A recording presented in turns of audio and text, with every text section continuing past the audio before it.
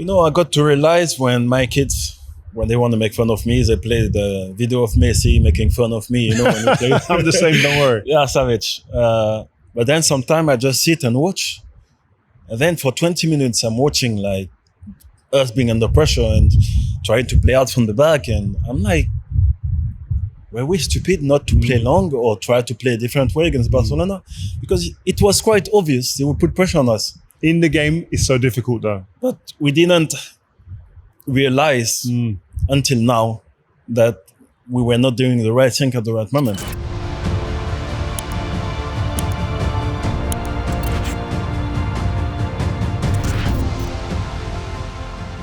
Right, guys, we're here at the 1 billion followers summit. We're here in Dubai. I'm here with my man, Mr. Sagna, Mr. Arsenal, Mr. Senegal, Mr. France, Mr.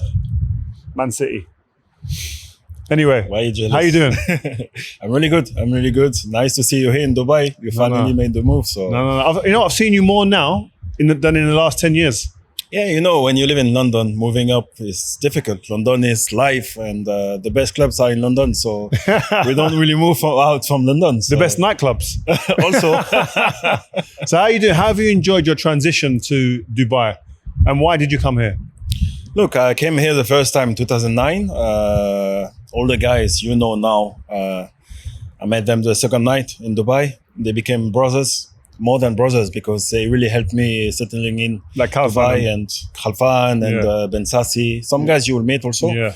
So they made Dubai home and we are very comfortable. They're treating us like Emiratis. And for me, the well-being of Dubai and to have the safety also, which is even more important when you have kids. Yeah. It's really important, but most importantly, I feel happy here. It's about the energy. I'm an Asian energy person, and being African here, I cannot find the same type of culture as my culture. So honestly, the mix of people, the mix of culture, the opportunities you can have business-wise, which is very important for me also today. Dubai is really like a hub. You mentioned about adapting yourself, which is great. What about your kids? Because a lot of people are coming here, they have families. How have your family adapted? And what if you had any advice for somebody coming, what would that be?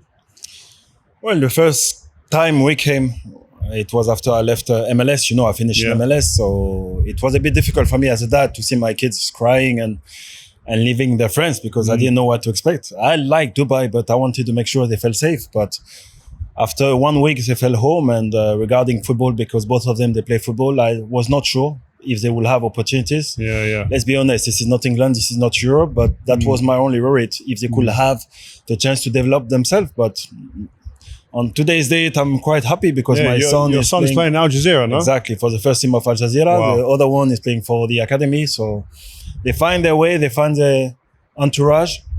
And I think they're very happy here. So I'm looking forward to keep going. Well, good luck. Well, listen, let's take it back to your upbringing and growing up in France, Senegalese background. How important was the where you grew up and also your culture in developing as a young footballer? Well, my dad came in France in 1979, maybe. He came, my mom followed. I was born and raised in France. But he decided to move out from Paris because of the different opportunity and the environment I was able to grow up with. Growing up as a kid was not easy because I was facing racism around my house. We didn't have any African family. We didn't have any Arabic family. So it was a bit difficult. But I think it defined my personality of today. And I understood if I wanted to find my place, I needed to do well at school, first of all. And also at football, and I developed myself well.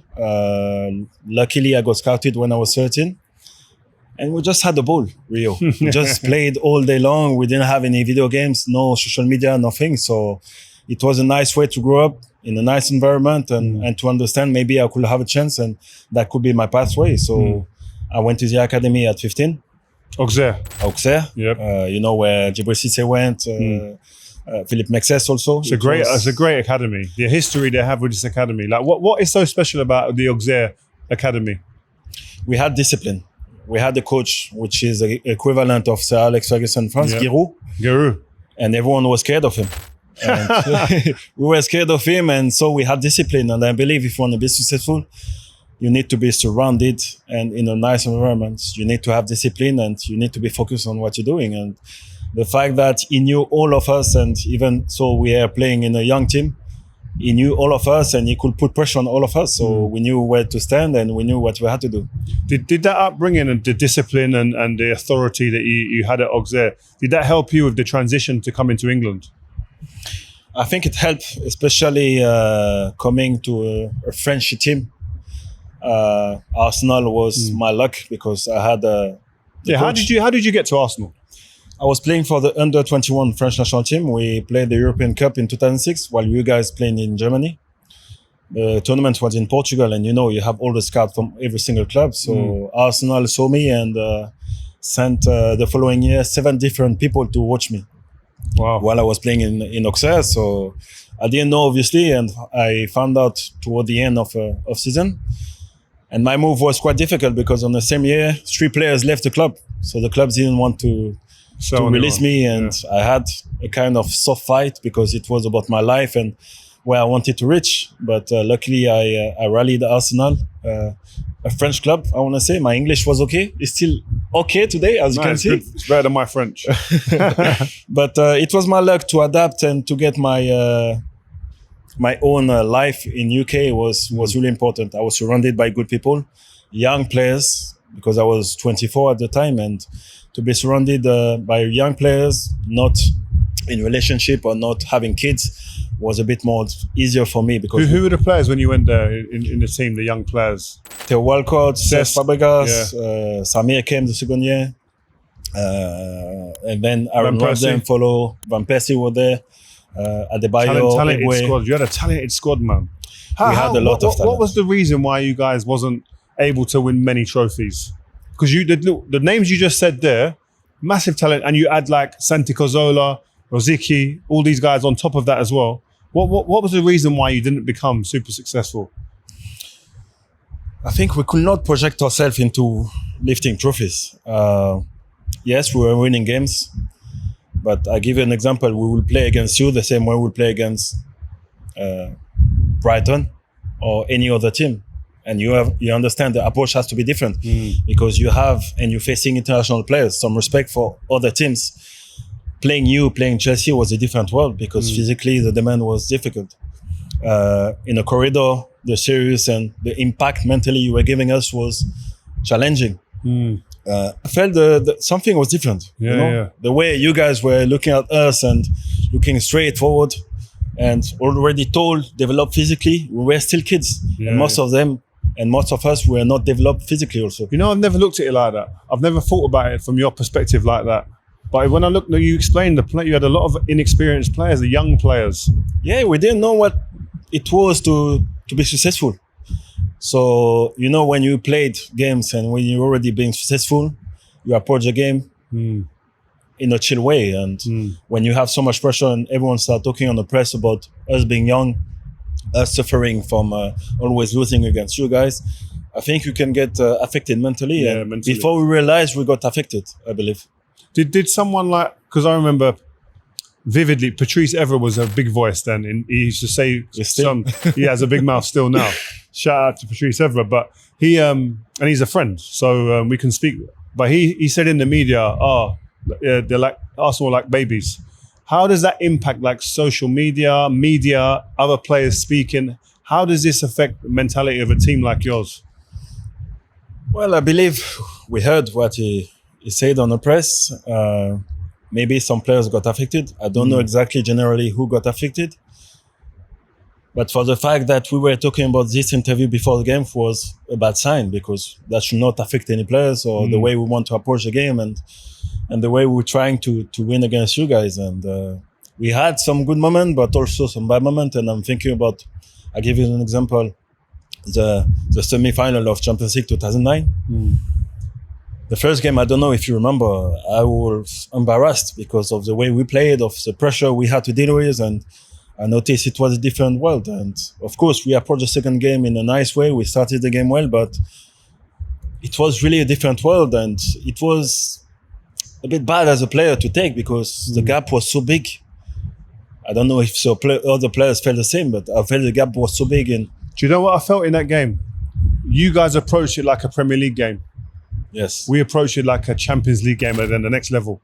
You know, It is. But you guys played big games before. Yeah, that's the difference. I mean, personally, I was coming from France. The highest level I faced was UEFA quarterfinal.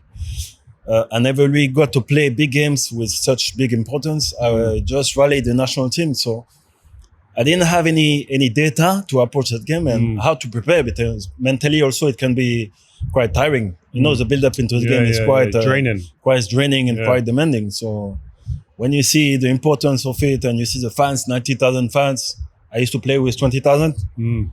So it's quite impressive. That's one of the worst feelings, I think. I'd like to understand what you think as well. One of the worst things for me is when a situation happens, a game happens, and after you realize the importance, after you realize we should have done, why was we like, and I had a few of them in my career, not many, but I had a few of them where you go, and when I was at Leeds, I felt like this same inexperienced team. It is. And you look back and you go, we could have done so much better in that situation.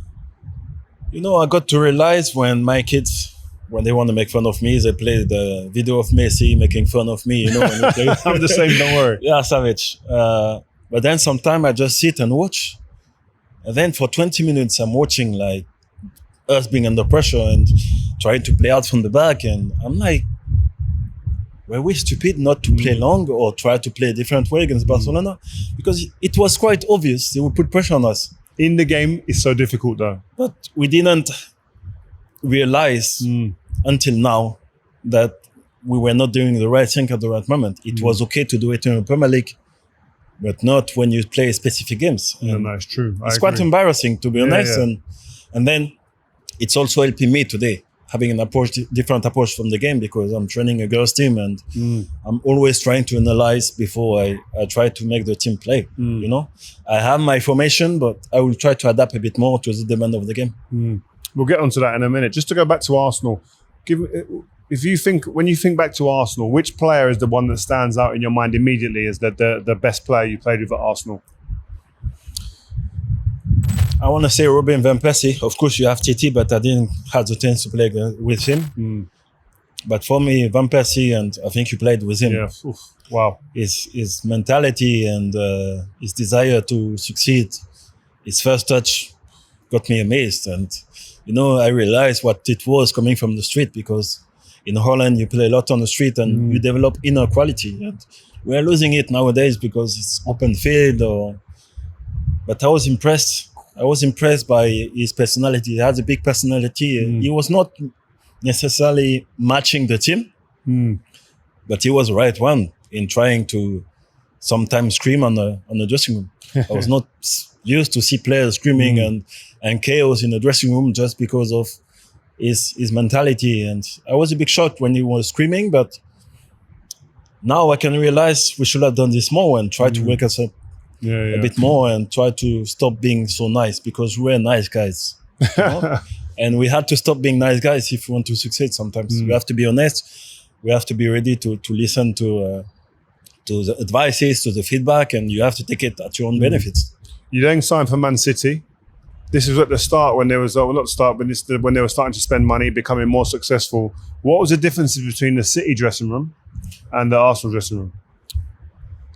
City, especially my first year, was difficult because when I got to City, everyone was married with kids, already international. It was already a successful team. I was competing against Zambelete, which was the vice captain and successful with the team. So I think the first time the coach talked to me was in March.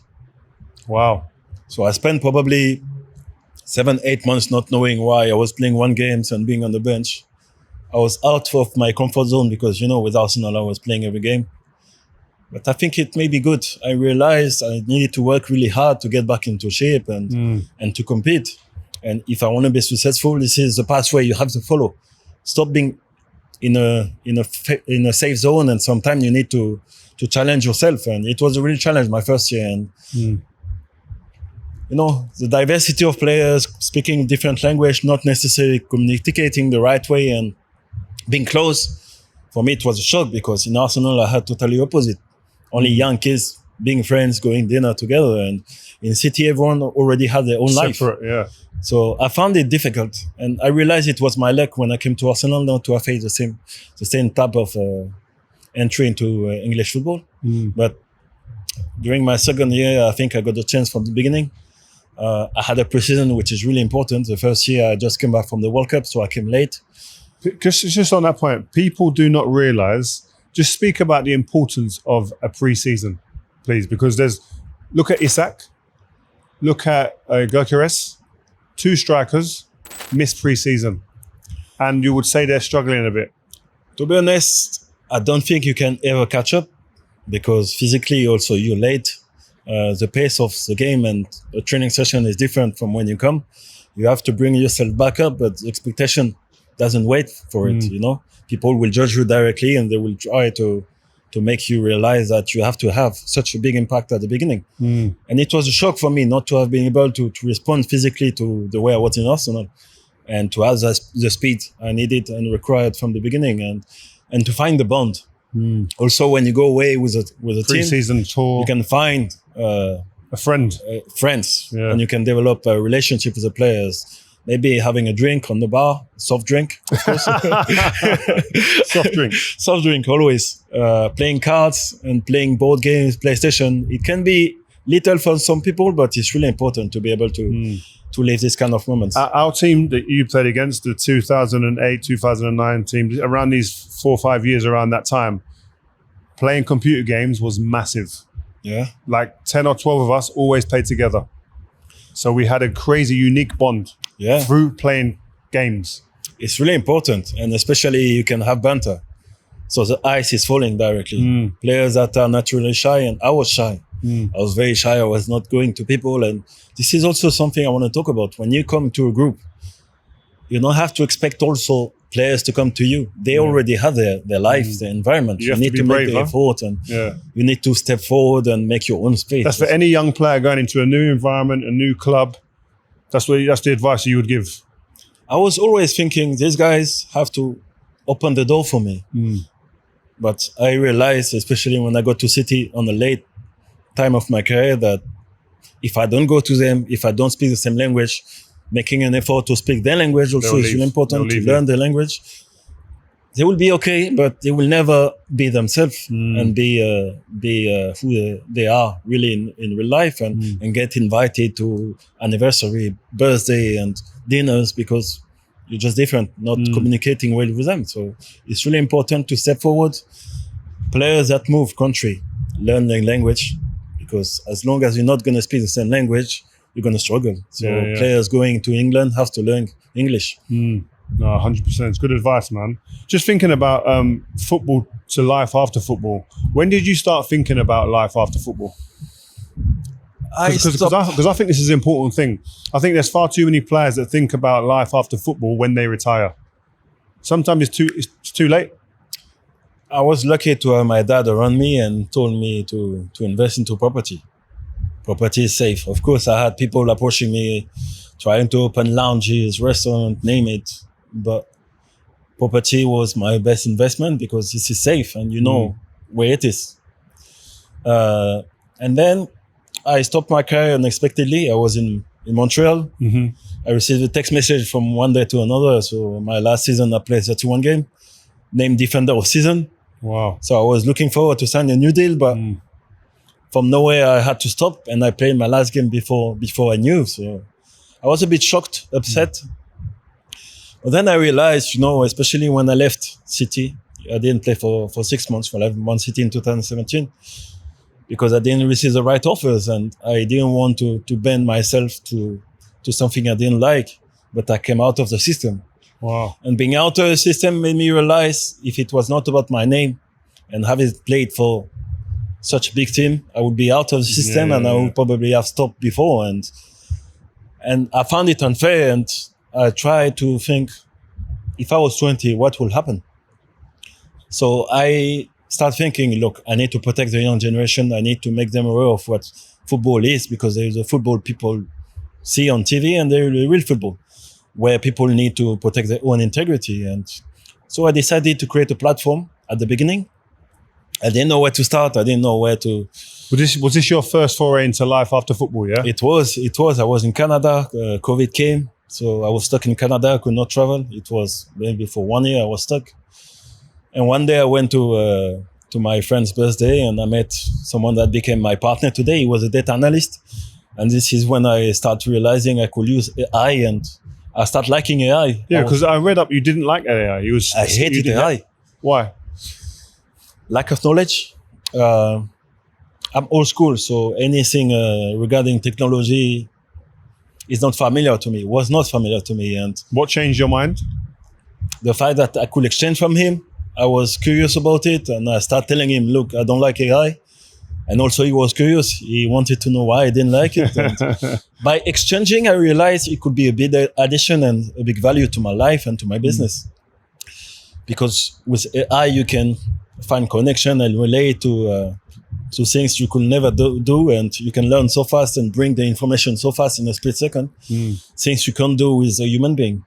And then I started building an app where I decided to create all kind of content, football-related content, to try and be an addition to young football players, to coaches, to parents, to educate them about football, what football is really. So I decentralized the professional world into the amateur football. So I created different tasks. I created challenges. I created rights. So I'm talking about the contract. I want to educate people about the contract, training session, nutrition, and I will try to create a methodology so they can learn and they can try to develop themselves as if they were in a professional club, basically at a low cost, because it has to be accessible to the kids. Yeah, and that's through an app, yeah? It's an app. Okay, cool. Attached to this, I created a website. It's a bit like Wisecout, where all the data from the players will be. So they could be uploading their training session in the app, and their training session will be monitored by the AI computer on the app to try and make scouting, to try and identify the kids no matter where they are. So this So is it's like a one-stop shop. You go there, you get all the different ingredients to help exactly. you become a football player. It's quite complete, and as much they can learn about football, not only the pitch, but everything they need to know, the surrounding of the pitch, and how they can also protect themselves, getting the image right, and anything really they need to know is in the app. It's important. I mean, the football aspect is obviously important, but I think also all of the other stuff that goes alongside that, like you said there, like all of the financial element and the support that players need. Because we see so many of our teammates or people that was before us, they're going bankrupt and they have no financial understanding or education. And it's such an important thing. I totally agree. You know, it's really sad. And you know some, I know some, and I got affected because they were my brothers. I used to spend more time with these people than I used to spend with my own family. True. So when I see them suffering today and not ready to be able to supply and to feed their families, it's quite impacting. And I was scared when I was playing not to reach that level. And today, if I can maybe change life, because it's about having an impact on other people's life, which is I'm focusing on today. Being a coach and working on this app, being an addition to their life and avoid them to reach the same point, I think it's really important. I got to learn from the best coaches, being surrounded by big players, play big games. So it was a gift given to them, to me. And when I came here, now I got into coaching. I didn't want to be a coach, but I found it unfair being here on the ground and not try and be an addition to people around me and try to spread. How have you got into coaching then? Because you're coaching a women's team now. Yeah. Yeah. If you look back, I don't know, 8 years ago, could you have said to yourself, I'm going to be coaching a women's team in the UAE? No way. No. It was, being a coach for me was impossible because being in football, you know, you spend a lot of time. I wanted to see my kids growing up. I wanted to be able to watch them during training session, to go with them during the game, to travel, to see my parents. So for me, getting into 8 to 5, 6 p.m. life was impossible. But then my friend Budaria has a team here, and she needed a coach to finish the season. Only 2 games. I stepped in just to help, and I ended up staying for the following season because I developed kind of affection for the girls. I saw the impact I had out of these 2 games, and leaving them and getting back into zero again was not fair for them. And I was like, look, you have some time off. So nice. It's a duty. Now you're here to try and bring something and change something. So the challenge for me was getting into women's football because, you know, you can have any ideology about women's football. So I didn't know what to expect. What's the big differences? Emotions. I think ladies, especially here, they're dealing with emotions more than they're dealing in Europe, because in Europe we are used to diversity. Here they have to learn and let go sometimes. If they do a back pass or if they do something wrong or they lose a game, they get affected. Yeah. So you will feel directly, you will overreact. And my job as a coach is to make them feel relaxed, first of all, and make them understand they are here to progress. It's not going to happen from 0 to 100. It requires time. And when I'm trying to make them play like a City way, for example, I explained to them that before Man City became Man City, they needed 1 year with Pep Guardiola before they reached 100 points. And the first year we made a lot of mistakes. We conceded worse goal. We made defensive mistake, and it's a long way before you reach the top. And this is what also people struggle to understand. You can have the nicest environment, but you need to give tolerance to yourself. You need to be tolerant, not only in football, but in life in general. No, talking of being tolerant, I think social media plays a big part now as well. I think the girls' game has massive exposure through social media, but also there's negativity that comes there. How do you deal with helping the young girls, but also your children, with all of this social media now? Well, from the minute I believe you have social media, you have unfortunately to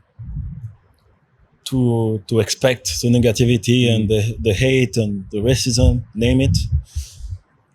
I think you need to detach yourself. You have to use it as a tool, maybe to build your own brand. But that's it. When you're home, you're home. You have to make sure you spend time with your family and you detach yourself and not necessarily expect the positivity, because it's nice to receive maybe good feedback from the games and people telling you nice things, but reading negative stuff can sometimes hurt your ego and hurt you as a person and your mental health. So my advice is, yes, use it to develop yourself and to maybe try and develop business-wise, but that's it. Find the right balance. It's difficult though. It's easy to say this, I think because we've both got young kids, and what I've found with most people, even your kids as well, is that they could have 10 good comments and 1 bad one, but the 1 bad one has the biggest impact. It does, and I got affected also. So I cannot understand them. You have to be really strong mentally. So it's not easy, because now you have tools to try and provide and protect the negativity, but unfortunately some will go through, and you have to be able to skip it. Deactivate the comment. Maybe you can have social media, but deactivate the comment and try to find a way not to always show your private life, because as much as it can bring you good stuff and good energy, it can also bring you bad into your life, and that can remain and affect you. And sometimes I see players losing the ability to play. We know they are great players, but they get affected, especially now. You have a specific social media page that goes at the players and speak about the family and the kids. Aggressive. So if you say that not going to affect you, I want to say it's a lie, because you remain a human being and you have emotions. So just be aware of it. Try to find the right balance. Don't spend 7-8 hours on your phone, and it's true. And try to find diversity into the content you're watching. Try to find the right content. Try to learn, develop your knowledge. Try to read a bit more, and maybe watch this kind of podcast that will help you. So good shout. But it's true, we're talking about social media, and we're here now. This has been helped us put together. We've had a wonderful backdrop here of the museum here in Dubai. We're at the 1 billion followers summit. What does that represent to you? Because it's been a huge event they've put on here, huge investment. What does the 1 billion follower summit mean to you? I think it's really important for people with knowledge to travel across the world to educate other people. And this is why people are visiting. They want to learn from the ones that got successful into it. For me, especially, I'm old school. I don't know much about social media. I never got into it, but I built a brand now. I'm building business, so I surely need to step in and speak and exchange and listen to the feedback from those people. Try to understand how they manage to bring it to the next level. And I was reading something I think yesterday, saying don't expect to find the $1 billion directly, just start your business. And it was really impactful on my mind because, you know, you will always want to be extra successful. You always have question mark to yourself. I spent 4 years building this business, but what about if it's not working? But it's a reminder that before they reach who they are today, and I'm talking about Mr. Beast and all the big guys, companies, they started somewhere, and before having so many followers, they had one. From one, they dropped to 10. You have to scale it. And hearing from them that are extra successful is really important because sometimes it brings you back to normal and it brings expectation back and you don't put so much pressure on yourself. And them coming here, and this is why I'm so grateful to be in Dubai. Last week we had the World Sports Summit. Now we had the 1 billion follower summit. So it's knowledge coming to us and it's a privilege. No, I agree. And even in the wider region, I mean, there's been huge investment in football in Saudi. How do you see that and looking at a long-term play? Well, I'm just coming back from a friendly game, UAE-Saudi. My son is UAE playing. versus Saudi, and your son was playing, yeah? And my son was playing just now, Congratulations 1 to hour your son. ago. Thank you. And I was amazed at how the inner quality is developing itself. In Saudi team? In Saudi team, yeah. Wow.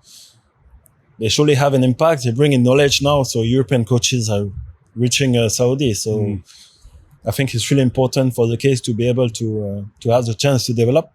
That was not the case due to the lack of knowledge, due to people not coming to the region. It's happening in Dubai.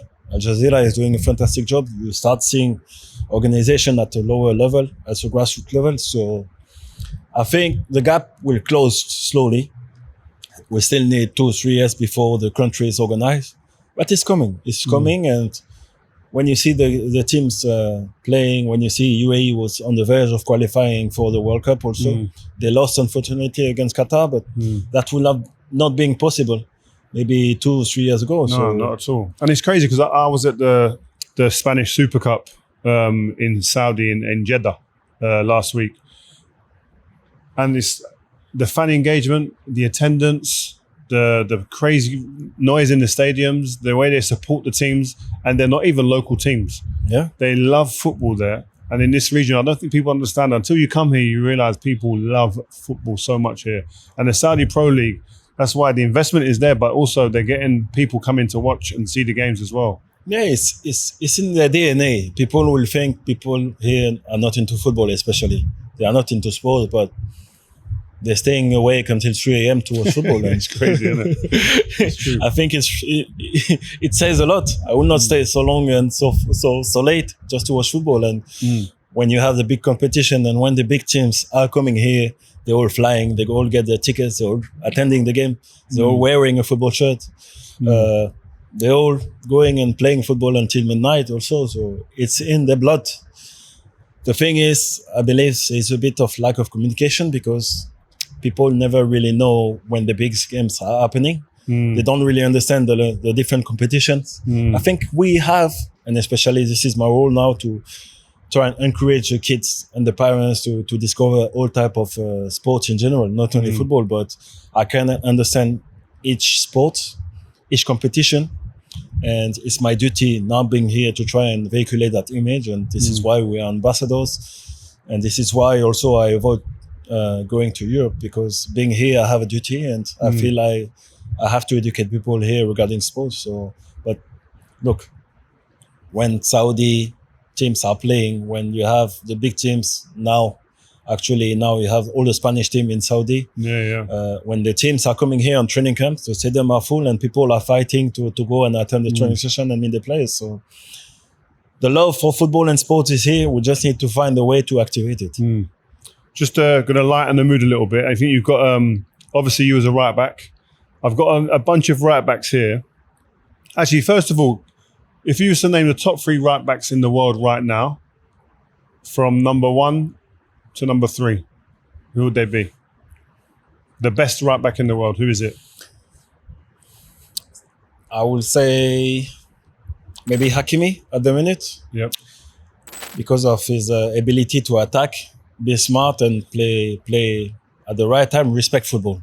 And now I think he's good defensively. I was not sure about him defensively and being out of position, but I think he's been progressing the most in the past few years, and the impact he's having on his team is massive. He's getting the set pieces, the free kicks, he's scoring. He was on the score sheet maybe 20 times last year. That's so good. for right back, and I've been playing right back, scoring 5 goals, 6 goals in my career.